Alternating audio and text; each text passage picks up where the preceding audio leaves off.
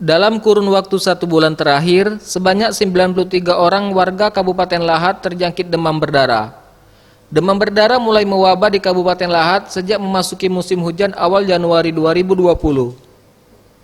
Pihak RSUD Lahat mencatat dalam kurun waktu 1 bulan terakhir telah menangani sebanyak 93 orang pasien dengan gejala demam berdarah. Pasien demam berdarah yang dirawat didominasi oleh anak-anak, bahkan beberapa orang di antaranya ada yang dirujuk ke rumah sakit di Palembang. Dibandingkan tahun kemarin, jumlah pasien demam berdarah di Kabupaten Lahat meningkat drastis.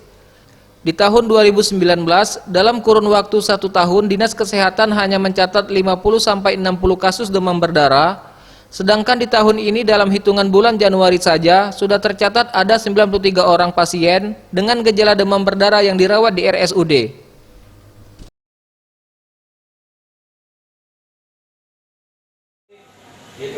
Kategori anak-anak usia 17 tahun ke bawah. Nah, perbandingan antara anak-anak ini itu yang paling banyak sekali usia di bawah 11 tahun ke bawah. Itu yang paling banyak.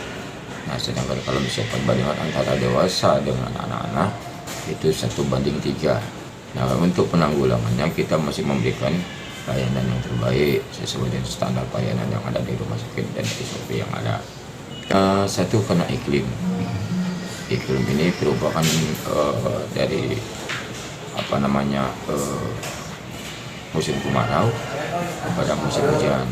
Dan sekarang kan banyak kan di musim hujan, apalagi sekarang kebanyakan musim buah-buahan. Jadi disinilah letaknya terjadi perubahan cuaca yang paling tinggi sekali.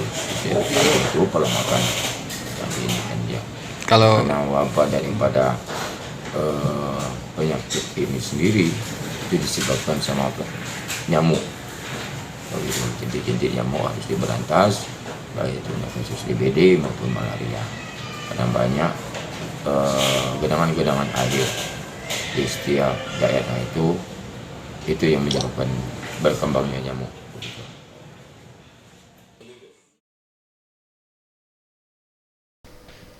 Hingga kini pihak Dinas Kesehatan Kabupaten Lahat belum menaikkan status demam berdarah ini menjadi kejadian luar biasa, meskipun jumlah pasien demam berdarah di bulan Januari tahun 2020 ini meningkat dibandingkan tahun lalu.